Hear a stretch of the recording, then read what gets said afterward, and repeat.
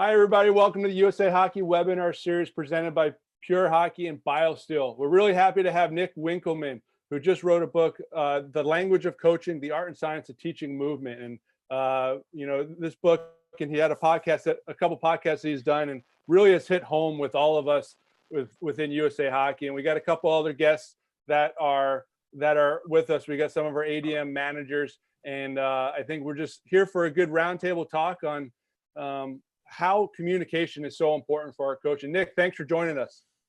Man, my pleasure. My pleasure. I fancied myself a hockey player when I was young, but it's great to talk to people that do the real thing. Hey, Nick, with those shoulders, you'd be a pretty good hockey player. Okay. We'll recruit you over. The problem was I started out, but for me to go play, it was too far for my mom to drive. So unfortunately, the constraints of navigation and terrain got me away from it too early. Nick, where was that? Yeah, where was that?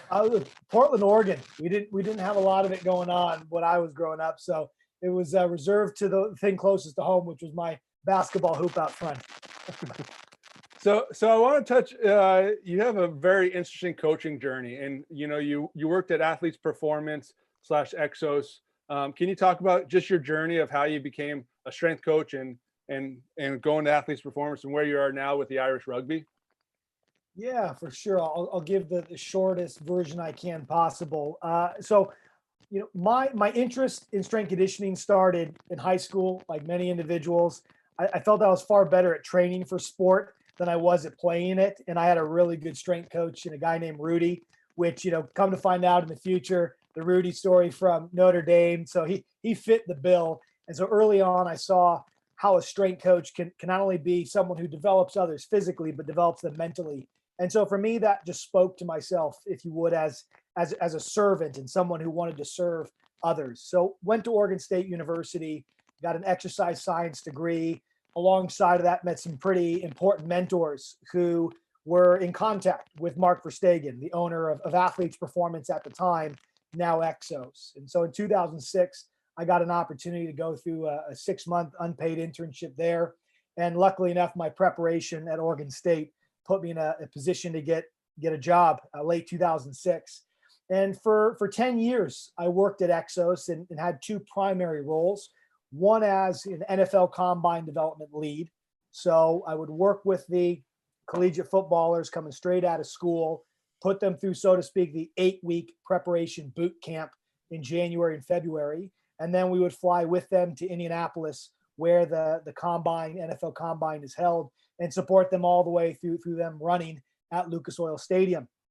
And so that process, let's say, beyond working with other sports, is really what started to harden or give me an indication that my interest in coaching was more than just strength and conditioning, but rather how we coach movement, how we develop movers, especially when you're trying to develop someone over such a short period of time. You quickly become aware of your strengths, your weaknesses, and most certainly your inadequacies in communicating effectively. And so we might be able to get into that a little bit later. But inevitably, after spending 10 years there working on the coaching and the coach education side, I moved over here to Dublin, Ireland, where I currently live. And I've been in the role of head of athletic performance and science for the Irish Rugby Football Union for the last 4 years. And what that role basically entails, and not dissimilar to some of you on the call, and that is I work across our national team. So that's men's and women's, 15s and 7s. But within rugby, they typically have what's called an integrated union. So our 4 professional teams in the country also wrap up under my remit or my job specification. So I'm fortunate to work with strength coaches across all 4 of those pro teams, as well as the national teams that those players ultimately are trying to get on. And so put it all together, 15 years of a strength conditioning coach, but really for me, I consider myself a coach's coach, and that I've studied the craft of coaching now for over a decade. And if you would say, what's my interest? My interest is in how our communication as coaches ultimately develops the athlete, specifically the athlete's ability to move and perform when it counts. Yeah, it's really, really interesting and a great journey. And, I think that leads right into kind of what your book is about, and that communication, and, how important it is. We've had a ton of people on the webinar and they talk about, there's a little X's and O's, but, it's a relationship building, and, how do you coach these athletes, and what do you need to do, and how do you bring, and I know you had a couple kind of mentors, and, you were talking about writing this book a long time ago. I was just listening to some of the old podcasts. How did that all take place, and how did, this whole book come to fruition? Man, it's funny where the spark was. I always joke, my mom always said I talk too much. So I think from very young, I had some interest in language and communicating, and not always to my benefit. But then when I got into college, I would say that there was two sparks. The first spark was in college, and I was training to become a personal trainer, wanted to make some money on the side. But notably, when you're going through an exercise science degree, it's not always the most practical thing.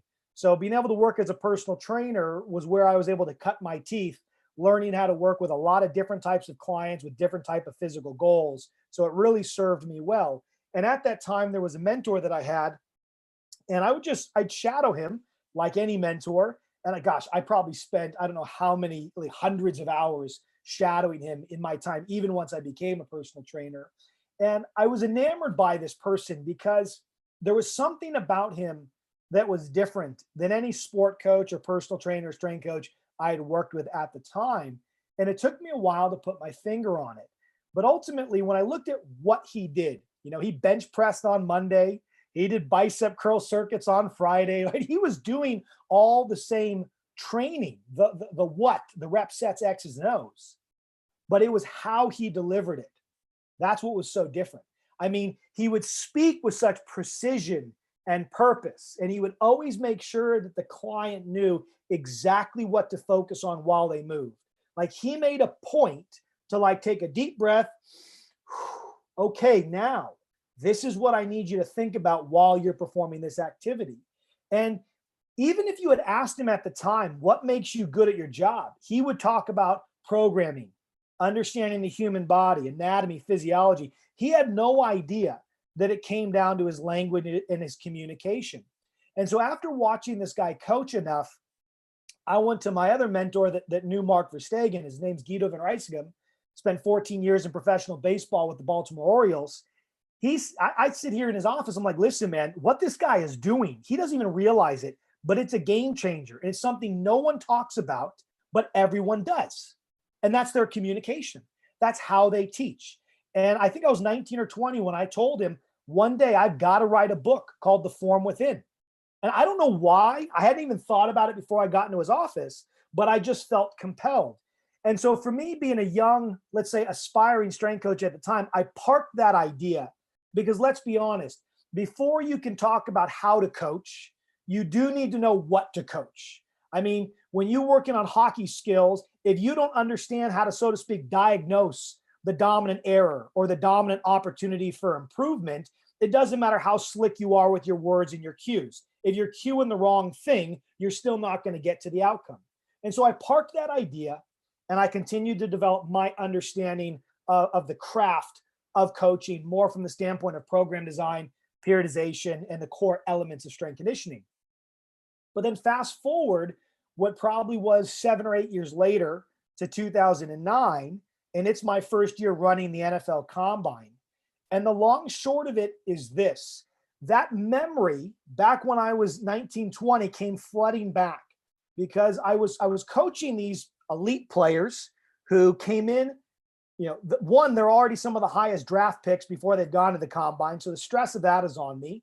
I'm taking this program over from strength coaches now that have all graduated to coach in the NFL. So I knew the program I was running and the facility I was running it at was second to none. So my job was simply not to screw it up.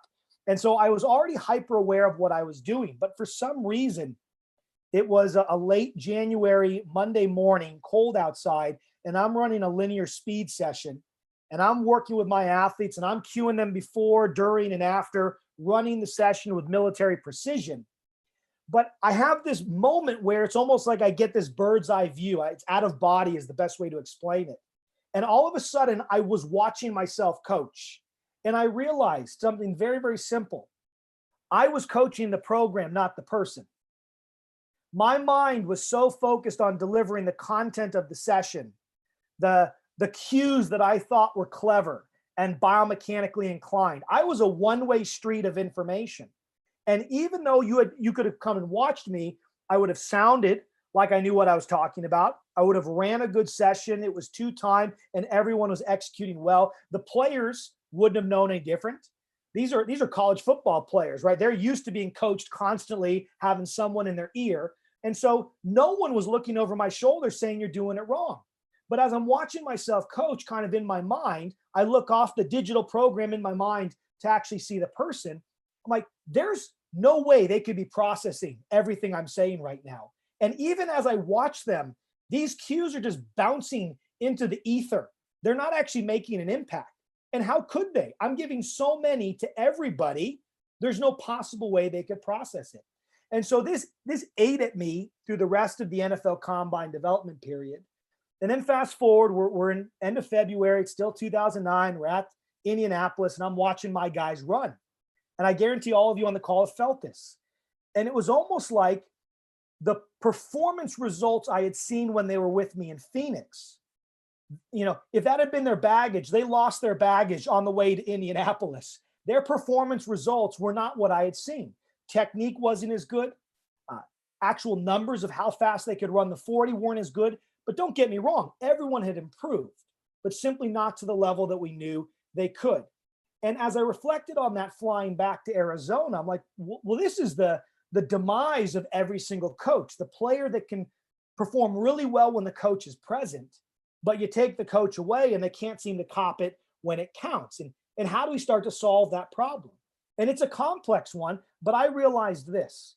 Nick, I had the best facility. I had one of the best programs that had been proven over a decade. The only variable that was different here was me. And ultimately, my players improved because they had physically completed the program. We had upgraded the car, but somehow I had neglected to upgrade the driver. And I realized it wasn't what I was coaching, it was how I was coaching. And that set me on a pursuit that I was ready to go on to start looking at myself as a teacher, them as a student, and my subject matter as movement. And the domain that is in that domain, if you would, is the domain of motor learning and skill acquisition. And thus I went in deep. And because I had that early affinity to communication, I spent most of my time orbiting the research that told me how I could improve my communication to improve them as a mover, not just when I was present, but more importantly, when I was not. That's great. So, okay. well, we're all pretty good as coaches at describing the activity, but we lose track of the thoughts that we're putting in that athlete's head, right? And that may not line up with what they need to perform, right? So, well, like think about it. When we're in training, and we don't have the pressure of a crowd, we don't have the pressure of a competition, and as a coach, I act like an extension of their memory because I can always be there to remind them, oh, think about this, or remember that, or focus on these steps. But the second you take you as a source of information away, you then pile on the pressure of being with your teammates, playing against another team trying to beat you down, the crowd and the pressure of competition. There's little room for thinking. And thus everything I bring to my sport has to be as automatic and as a part of me and downloaded on the hard drive, so to speak, as possible. And ultimately what we realize is certain types of communication are really good at downloading changes onto the hard drive, and other types of communication, not so much. And that's what can make it so confusing. And that this type of communication I'm trying to move coaches away from tends to work okay as long as the coach is present. But the key thing that we have to do is go back to what John Wooden said. I have not taught until they have learned. And learning by definition is the athlete's ability to own the change without you as a coach reminding them. And for me, that's the litmus test of our success. And so trying to look at that future outcome of them owning the change is giving me the number one feedback source to know if how I'm coaching right now is effective. Nick, how much does it vary person to person? Like you're talking about you were doing athletes with the combine, which are I don't want to say individuals, but individuals within a team sport. And now with the Irish rugby and national teams, it's individuals, but within a team sport and in a national team. So it's a little different. How do those connect? Well, I think, you're exactly right, Kenny, to identify that everyone is going to have individual preferences. And, notably, even right now, as I'm communicating with all of you, I guarantee my words and my experiences are triggering you to think of your own experiences in your own words. And so no matter what, when we communicate with someone, there's this level of translation. My goal is to give you information in a manner that is accessible enough that either you can comprehend it one-to-one, or at least you can understand it well enough to put it into your own terms. And so our job as a coach is to recognize that we always communicate from a personal bias. We communicate from the experiences, the stories, the words, phrases, metaphors, and analogies, and even upbringing that makes sense to us. And thus the old adage of know your athlete and get to know your athlete is absolutely paramount. But when I talk about getting to know your athlete, I think I'm trying to suggest that we go and think about it in not a different way, but a deeper way. And that is, it's one thing, Kenny, if you were my athlete, you and I could be developing a rapport. Hey, how are you? Do you have a family? What are you interested in? And that's great. I'm starting to show you true interest, show you how much I care before you care how much I know. And that's beautiful. At the psychological level of motivation, we want to build rapport. Otherwise, you're not going to want to listen to me. You're not going to trust me. And if you don't listen and don't trust, it doesn't matter how good my words are. But when I talk about getting to know your athlete, I'm encouraging coaches now to take that one level deeper. Kenny, I'm listening to the words you use, right? I'm listening to the stories you tell. If I give you a cue and then say, hey, Kenny, what does that cue mean to you? Do you repeat back just what I said? Or do you slightly manipulate the language to fit your brain and your experiences? So for example, if I said, I need you to drive off the line, and then I asked you, what does that mean to you? You want me to push the line away. See what we just did there? I said, drive off the line. You said, push the line away. Beautiful. I'm going to go ahead and mirror that language right back to you, because what I heard you say means the same thing as what I said, but you wrapped it in language for whatever reason that makes more sense to you. And so this idea of getting to know the individual within a group context, it isn't an overnight thing. It takes time, but you have to know what you're searching for. And so as much as I'm searching to understand generally about who the person is, what they're about, and why they want to play this sport, I also want to hear how they describe their experiences, how they describe why they play this sport. And that's what I call your athlete's language locker. Because once I understand that language locker, that creates the direct bridge for me to use my language in a manner that is going to better connect with your own. And that's so key. Oftentimes, it's not because the meaning is complex. It's how we wrap that meaning in our words, our stories, and our phrases, which is why as coaches, if we communicate as a one-way street, if we don't ask questions, if we don't look for feedback, if we don't give them an opportunity to weigh in on their learning journey, we are losing sight of the information we need to make that athlete better. That's really good. When you have so many athletes, do you have any tricks to kind of make sure that you're saying the right thing for each athlete? Like, do you have like an Excel sheet or something? So it's really interesting. And again, I think it depends on how the sport is designed. And so let me just give you one example from baseball, and then I'll talk about my sport specifically, which is going to be more akin to hockey. And so with baseball, for example, they will have Excel documents that, let's say for pitching and hitting, outline, here are the key KPIs. So for their given skill, here are the key opportunities for improvement. And then with a lot of the groups that I'm talking to, they now have a new category of coaching cues. So what are the phrases, the words that are triggering the right ideas to unlock the right movement consistently? And so equally in our team sports now, could we do something very similar? Sure. If you already have a process for categorizing skill, and within those categories of skill, you identify key performance indicators or key performance improvements, however you're looking at it, then the next column is simply, well, what phrases have been used in practice to help them unlock or develop that skill? And so most certainly you can start to write those down and categorize them. I think it just depends on how many coaches you have and how you operationally do that. Because let's be honest, not every day you're having a heart-to-heart with every player. But for me, over the course of an NFL combine development period, it's the same thing with rugby. Let's say I have on average 10 to 15 guys in a group. On any given day, I'm probably going to have 2 or 3 that I'm going to really focus my attention on to help get them to improve because maybe they're struggling.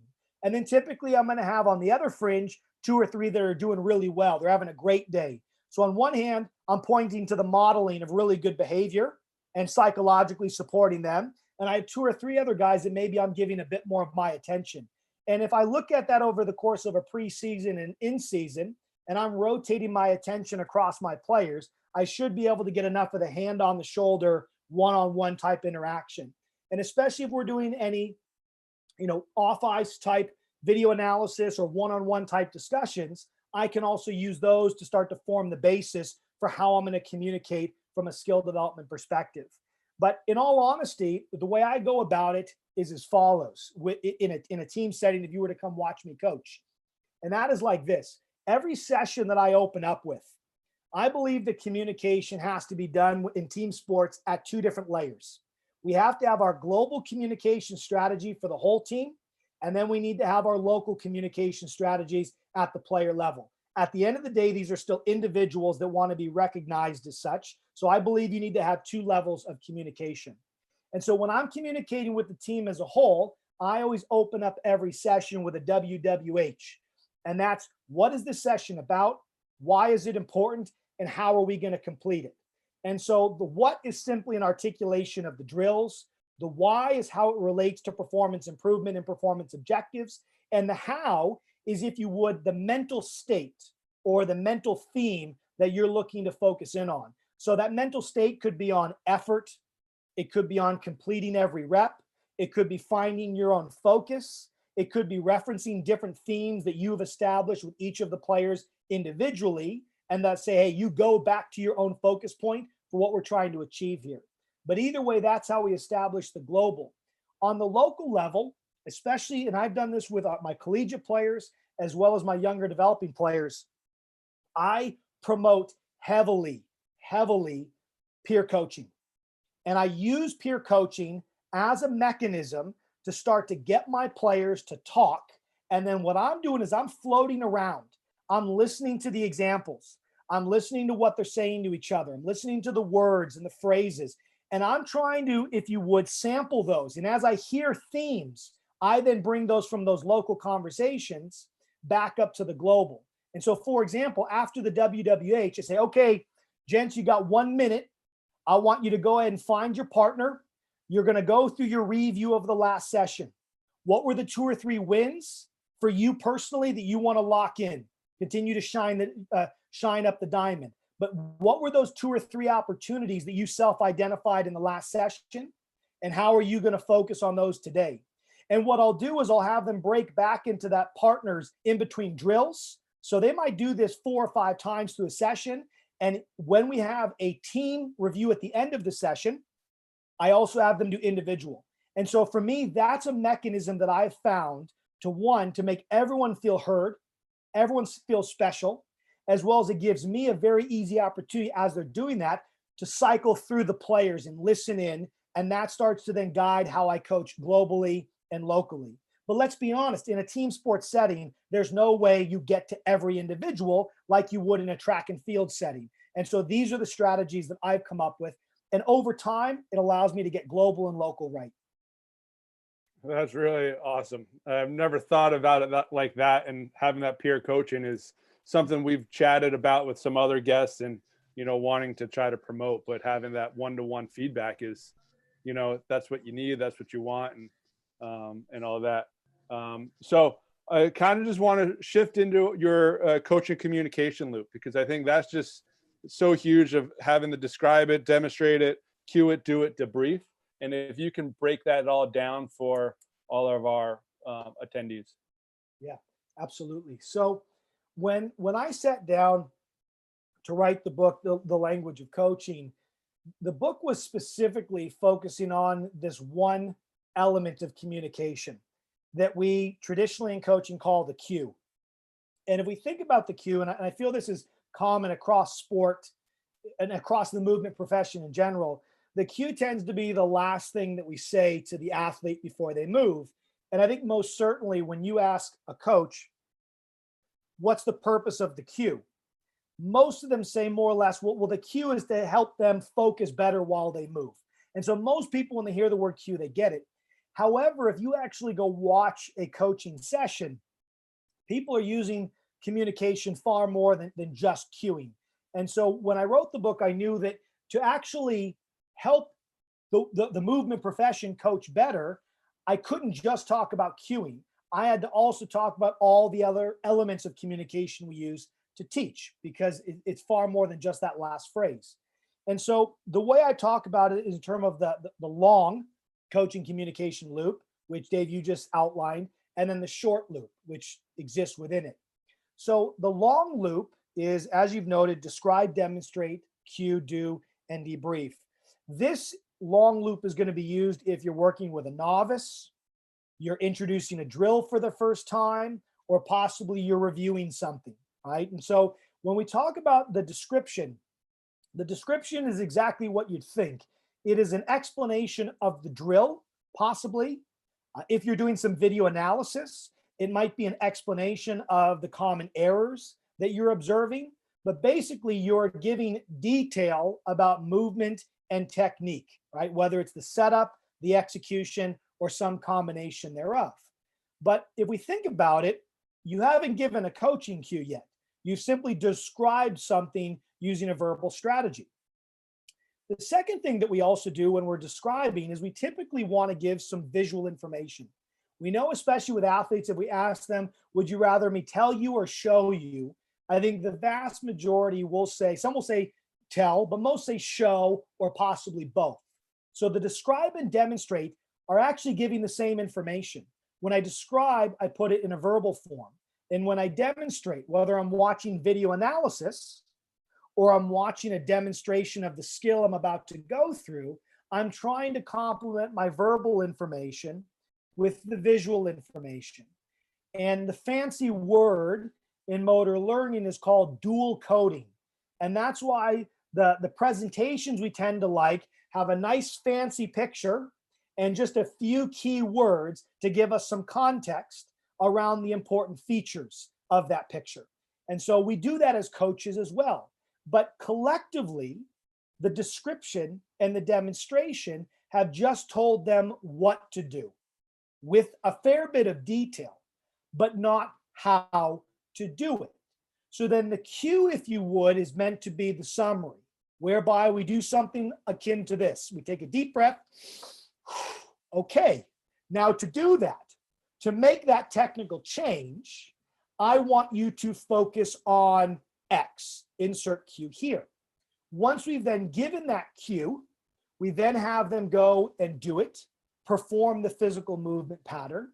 And then once that movement pattern has been completed, the final thing we do, and possibly not after every single rep, is we go through some kind of a debrief, or conventionally in motor learning, we would call that feedback. And that debrief is basically to map out, okay, did the cue we give and the outcome we're looking for, is that actually what happened? And what we're trying to do is compare objectively what we saw with subjectively what they felt. And so as we go through each of those steps, that creates what we call the long loop. Inevitably though, once we've worked with someone over time, we don't need to re-describe, or at least we shouldn't, and re-demonstrate every single time.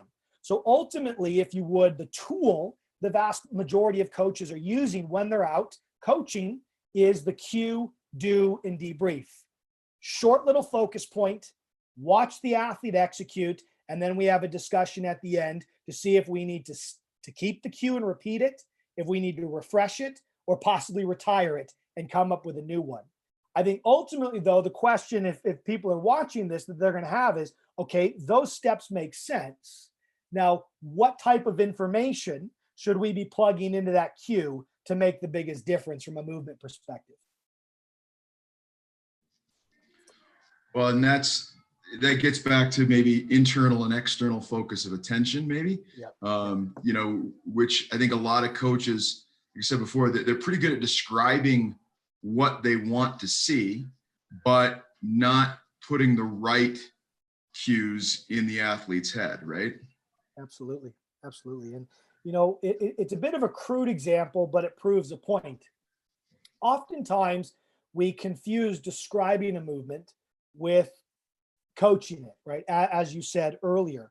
And so just to put an out of sport example, that would be like trying to teach a person how to drive a car by simply saying, well, those are the wheels and they turn, and that's the steering wheel and that also turns. That's the brake, you compress it. That's the engine and this is how it works.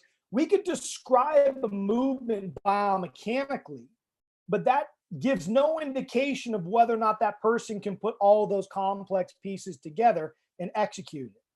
If all that was required was knowledge about the movement skill, then coaches would be the best movers. And ultimately, we know that that's not always the case. And many athletes, when you say, how did you do that? You know, I just got finished watching The Last Dance. And what better athlete than Michael Jordan and others that could take his place? When you say, how do you do that? They can't break it down into the detail that the coach or the biomechanist might.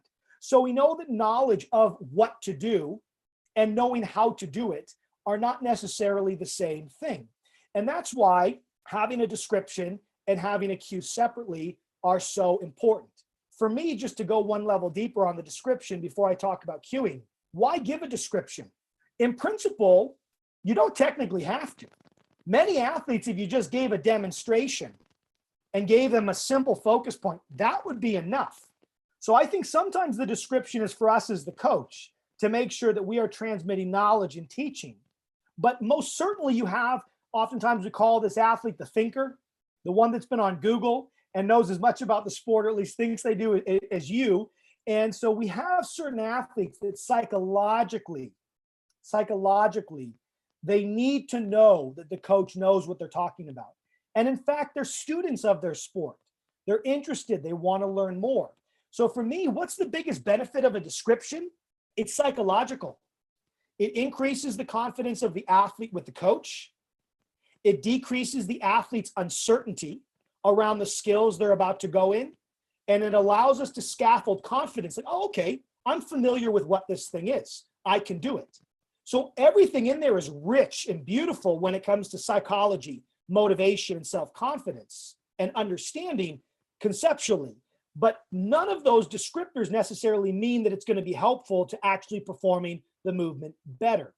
So I want everyone listening then to think about this cue, this summary statement, this brief phrase. Think of it like the address in your GPS. When you put an address in the GPS in your car, you're giving that GPS an endpoint, an outcome to be achieved. And then what does the GPS do? The GPS calculates everything that needs to happen to get to that endpoint.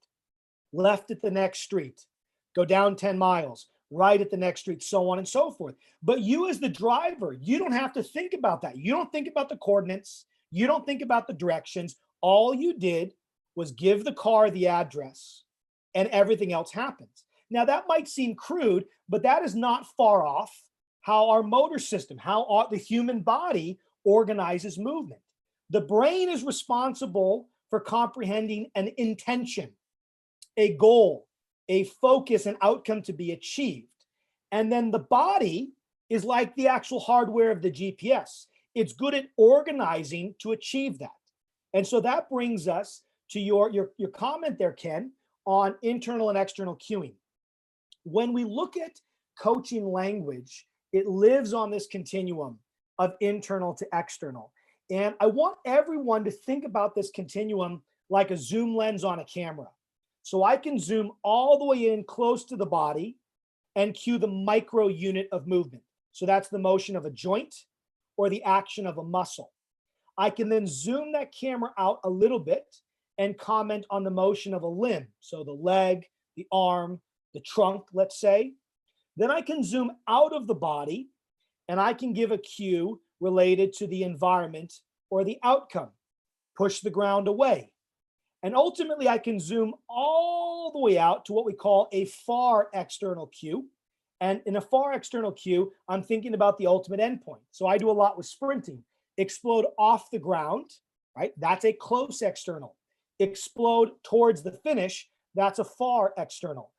To use a golfing example, strike down through the ball or focusing on the club, that's a close external. Trajectory or endpoint, that's a far external, so on and so forth. And so we can zoom all the way in to all the way out. But categorically, it's internal and it's external. And I guarantee for everybody listening, you'll think about your own cueing habits, and your language probably falls across that continuum. And the question is, should it?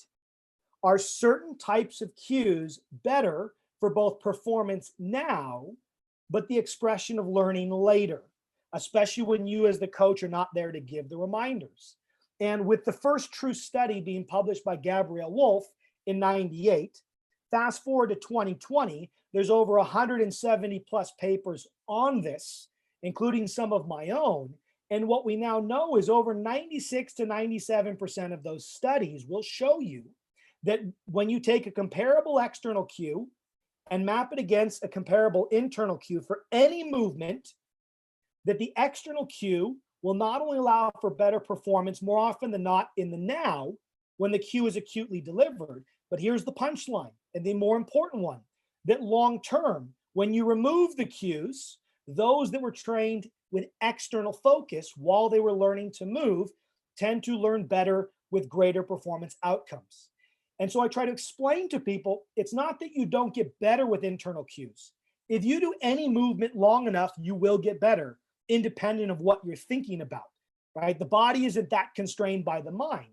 However, if you want to optimize how that body moves and learns and how that translates to performance under pressure, external cues need to be the sole tenant of that little cueing spot before they move.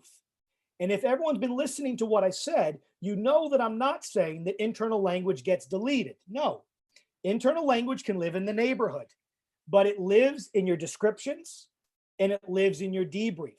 Internal language is the language of a description. Here's what to do. External language, outcomes, goals, and environment is that GPS. It's that address. It's the outcome that the body is trying to achieve. And we know that that is the key to driving performance in terms of connecting mind and body and movement. Hey, Nick. Go ahead, Joe. Hey, Nick. Great stuff. Fascinating stuff, actually. Part of what we're dealing with, I'm sure, with you with the rugby is that there's a lot of kids on the ice and there's a lot of kids of all different ages, and there's a lot of movement and noise and stimulation going on during practice. And you talk about the role of attention, how that combines with cues. And I like what you said about capturing, keeping, and directing. But in our sport, directing that attention to be able to use a cue is so important. Do you want to comment a little bit just on how key of a role for coaches to understand how attention is attached to this? Yeah, it's an absolutely phenomenal question, Joe. And thank you. Ultimately, what is a cue doing? A cue is directing attention. That's all it is. Okay, so a cue is a means to direct attention, and attention is what directs movement. And so attention is so powerful. I talk about it in the book. Attention is the currency of learning. Quite literally, you only learn from the things that you pay attention to. And because you're all coaches, you have athletes on ice, and they're all going through the same exact practice regime, but it's not like everyone is learning at the same rate. And I would argue that the biggest thing that explains the difference from a learning perspective, if we control for physical capabilities, is how they pay attention. Are they paying attention to the right things at the right time to get most out of the given skill or scenario that they find themselves in? And so from that perspective, it is a coach's chief responsibility. If we are a conductor, What we are conducting is the attention of our athletes. And so the first step is, yeah, rightly so, capture. If we're on the side of the ice and we're yelling things out, we better be sure that we're yelling out short phrases that are punchy, important, and everyone is already familiar with. Coaching on the side and where we're yelling into the chaos that is sport with new information is a fool's agenda. And I'm using strong words because I feel strongly about it. That's going to benefit our ego as the coach, nobody else. And so I was talking to a bunch of MMA coaches the other day about how they support from the ring. And we talked about, can we come up with 3 to 5 words, and each of those words are used in training, and they're developed in training, and they're short, they're punchy, but they mean something important either to the tactics of your game or the technical execution of specific skills. And if there's something that you want to say, but you don't have words or you haven't built it, well, then that's an opportunity for training when you get back on the ice from a practice perspective. When you are, though, in a practice scenario, if you need to make a point, you need to create an opportunity to make that point. And so sometimes that's where it's blowing the whistle, it's stopping, and it's saying, listen, we gave you the instruction. This is what we were looking for. Now, we're almost there. So for this next set, I want us to switch on to bang, insert cue here. This is where your headspace needs to live, gentlemen, right? For the next 10 minutes of this drill, and then we'll come back and review.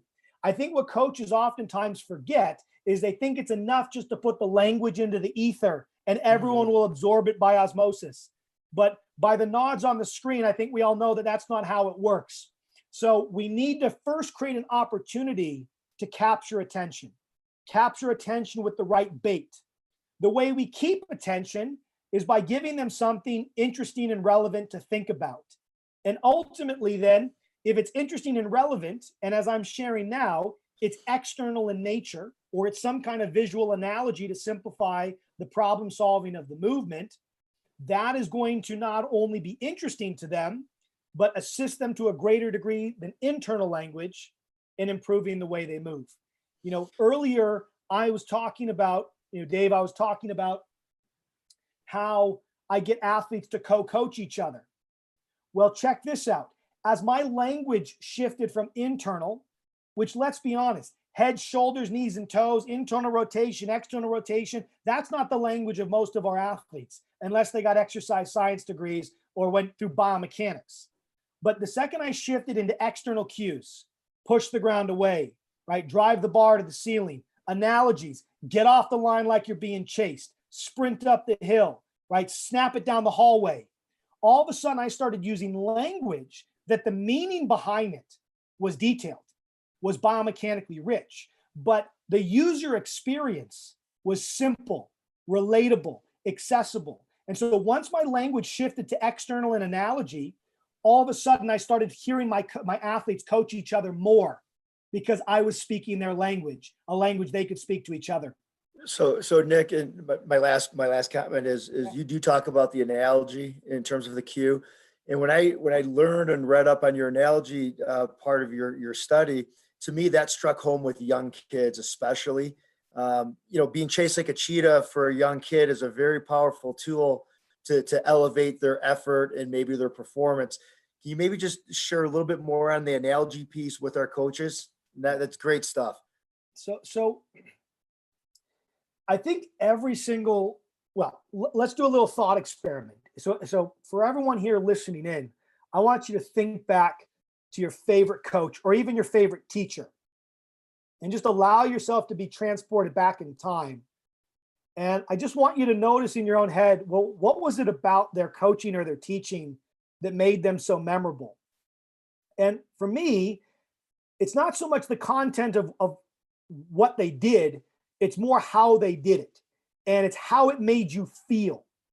They might have challenged the heck out of you, but they made you want to compete. They made you walk away from that training session off the ice, out of the classroom, feeling better. You felt you got better in their presence. Learning was not the burden. Learning was easy, but it was the challenge of knowing what to do with what you learned. That's where they really got after you. And so I think with all of them, I consider them storytellers. The best coaches and teachers are storytellers. They use brief phrases that put pictures in our mind that we can use to perform better. And because it's so memorable, our performance sticks, i.e. learning. And so how do we do that? When I talk to a lot of coaches, and it's interesting, Joe, that you ask about analogies. I think so many coaches know that working with players, definitely young, but even old, that we all respond better to analogy. And just to prove that, let's again take an example from sprinting that you could easily apply to skating. But if I was to teach someone to explode off a line like in a 3-point start, and I gave 3 options, and let's say I'm back in Phoenix, Arizona, that context matters here. And cue number 1 was extend your hips. That's one option. Cue number 2 is explode off the line. That's the second option. But cue number 3 is I just put a rattlesnake 2 feet behind you. This thing's pissed off. Beat the bite. Beat the bite. Now, if we polled everybody, I think they're either going to take cue number 2 or they like beat the bite. And especially if you're petrified of snakes like me, that's definitely the gasoline I want in my tank if I'm trying to run fast over 10 yards. And so how do we do that? 2 things go into the anatomy of an analogy. And it's remarkably simple once you know the ingredients. The first one is you need to make sure the analogy is capturing the actual error that you're trying to fix. And I'm going to give an example here in a second. Okay. So the analogy actually needs to have hiding inside of it the error in the movement or the skill you're trying to fix. And the second thing, and this is the remarkably simple one, it needs to be familiar to the athlete. And ideally is not just familiar, it is interesting, it's compelling, it's unforgettable, like beat the bite. And so again, let me use sprinting as an example, because I think you can compare a lot of it to skating from a speed perspective. And so let's say I have someone who's coming off the line in their 3-point stance, and they're always rounded in the back, and they're taking a lot of short, choppy steps. And we want to see better extension. We want to see better push, better explosive nature. I would imagine there's, analogies between that and skating. And so I could give them the cue like this. Okay, I'd ask them, have you ever seen a jet take off? Yes, coach. Fantastic. Okay, so now I know they're familiar with it. I want you to load into your stance. And now in your mind, now they haven't started yet, in your mind, I want you to feel like that jet exploding off the line and slowly but surely rising with as much piss and vinegar as possible. Can you do that? Absolutely. And so now they get off, they're up and out, beautiful, it works, happy days, high fives all around. But let's look at what I did there. One, I used an analogy that they're familiar with. Great, they're familiar with a jet taking off. If I was working with a kid out in the country in Ireland who's never been on a plane, that analogy probably isn't going to work very well for them. But let's say this kid understood it. Fantastic. Check mark 1. But now let's look at the analogy.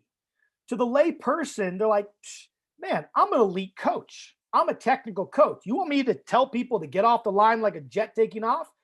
Okay, well, hear me out here. What does a body need to do from a sprinting perspective? It needs to go from low to high. What does a jet do? It goes from low to high. Okay, when I explode off the line, I need to achieve a straight line from head to heel to know that I've maximized my force production. If you look at a jet from the side, it's a long cylinder from nose to tail that's straight, okay? When I accelerate, I need to rapidly increase force and progressively increase that force to add speed. What does a jet do? It continues to add speed and accelerate as it goes. And then finally, I need to have a strong, stiff body. Well, an airplane is made out of strong steel or strong material that's lightweight enough for the thing to lift off. So that's just 4 examples. So I talk about analogies as being Trojan horses. I call analogy Trojan horses because they hide the biomechanics inside of a simple, relatable phrase. As I tell all coaches, the burden of the detail is yours to bear, not your athletes. Love it. That's awesome. Love it. Yeah, that's really good. And kind of just want to touch on in the book. In the book, you have so many great little examples and things that you can work on and actually write in the book and get better. So I really like that, and I know people can check that out if they want to do that. But I want to touch on, we're 50 minutes in, and like I'm all in, right? I'm all in. But how does that transfer? How do we make this a habit? How does this behavior change happen? It's when I sat down to write the book, I went to myself as a reader first, and I said, okay, I've read, like many people, so many books, but how often do you leave a book with great ideas and the best of intentions, and 1 month, 2 months down the road, all those things, like, what did I read again? There was that one line on that one page, and it just seems to dissolve the second the front cover closes. And for me, I'm like, listen, if I'm going to write a book, I need to make sure that I help coaches understand, to your point, Dave, the journey that they're signing up for and guidance on how they can walk that journey. Because the first thing I'm going to say, and it's implied in your question, this is not easy. And I'm not going to pretend it is. And if you want it to be easy, this is not going to be the book for you. However, while the process isn't easy, the actual steps that you need to take to improve your cueing are. You just have to be willing to take them over and over again, and be willing to make mistakes, and be willing maybe to sound silly at times in front of your athletes. But understand, you're going to think that you're sounding far sillier than they are. In fact, you might say things that sound silly to you, but gets eyeballs to pop up and them to start to nod. And it'll be in those moments you're like, holy smokes, this isn't just snake oil. This actually is working. And ultimately, we coach all the time. We communicate all the time, but very rarely do we crack it open and take a look and ask the question, are we doing it as well as we can? And so we can't necessarily get into all the details now, but I'm going to try to give a high-level overview. So in the book, chapter 7 is called The Roadmap. So literally I read Atomic Habits, Power of Habit, and a few other resources, and I decoded those books and I applied it to the information I've expressed in this to actually put a literal roadmap over the course of 5+ weeks of how do you go about monitoring, updating, and owning the changes that we're talking about from a coaching communication perspective. And so I'll give you the steps broadly. Step 1 is this: you cannot change something that you have not observed or assessed. So the very first step is to take 1 or 2 weeks and change nothing, but observe everything. And I provide little tools in the book that help you examine your communication. And here's just the tidbits. What are you saying? When are you saying it? Why did you say it? But here's the key. Did it make a difference? If coaches walk away with anything from this, are you actually tracking your cue from the moment it leaves your mouth to the moment it impacts their body?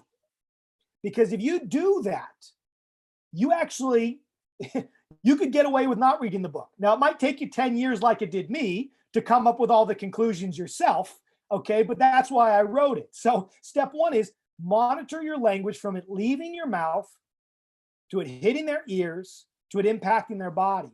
And if you do that, you'll start through trial and error to connect what language works, what language doesn't. Once you do that inventory, the next thing that I ask coaches to start to think about doing is a process of conversion. So anytime you hear the last thing you said to be an internal cue, that's fine. Don't stop yourself mid-sentence. Let it get out. Let the athlete finish. But when you go back to that skill again, or the next rep or the next set, all I want you to try to do is, you can still give that internal information if you're compelled to do so, but finish with an external cue or an analogy. And the way it helps is, are you taking that deep breath? Now to do that. Now to do that. If you just get into that habit, that is going to be the trigger to insert and protect that space for an external cue or an analogy. As you start to work on the cue conversion, though, you're going to find yourself running out of external cues. It's the biggest thing I hear from coaches.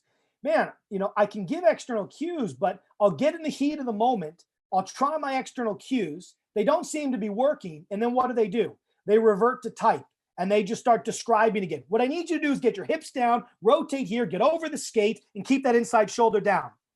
And even though then the coach is like, okay, I've explained it, they still have not given them a portable cue that they can think about in the fractions of a second that they have to perform those skills. And so this is why I provide instruction on how to plan your cues. And I'm not suggesting that you need to script out your sessions, but if you don't practice designing cues when you have the time, you won't be able to come up with them when you don't. And so a big part of chapter 7 is outlining a process for using the models to start to curate and create new cues, increasing your language locker. And the final step is once you've done the process of planning cues and converting your cues, and this is just dealing with the own raw material of your own mind, I find that naturally through that process, you'll have a moment one day where you face a movement error, all of your go-to cues fail, and your mind just bing, bing, bing. You'll have 2 or 3 ideas right on the plate. And that's how my mind works now.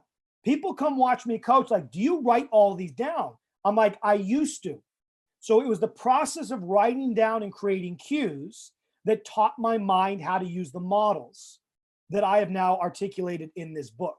And so for me, chapter 7 is critical. And this process that I'm outlining to your question, Dave, is critical, because if we think we can just read the book and know that external cues are better than internal, and the next day we're going to be changed, we're fooling ourselves. But the key thing is the book makes it simple. You just have to do the work. That's really, really awesome. And, I want to be cognizant of your time. We're at an hour right now. Do you want to do, you have anything that you want to tell the people watching or anything? One last thing. I know we have the book, Language of Coaching, awesome stuff. Like it's seriously, like it's really great. And it's almost like it's a must read in my mind. But you want to tell the audience, and then we'll wrap up. I'll put it this way. As a young coach, this was, let's say, the information I was looking for. I recognized early on that the vast majority of my upbringing had been in the substance of what we did.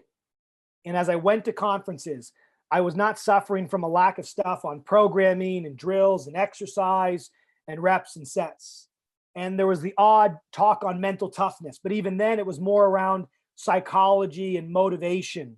It wasn't necessarily on how to connect better in the midst of coaching. And so I felt for me, it was just simply a responsibility to tell this story. But I want to be very clear. This is not my story. This is our story. And this is a story that it's long overdue for its telling. And my only hope is people get the book, they see in the book themselves, they find a pathway to upgrade how they coach, knowing that their athletes are ultimately the ones that reap the rewards. And I hope that all of you will pass that story down the line. That's awesome. And we really, really appreciate your time, and just want to wrap up with just signing off. And thanks for watching us on USA Hockey webinar series presented by BioSteel and Pure Hockey. And thanks again, Nick. Awesome stuff. Awesome. Thank you, guys.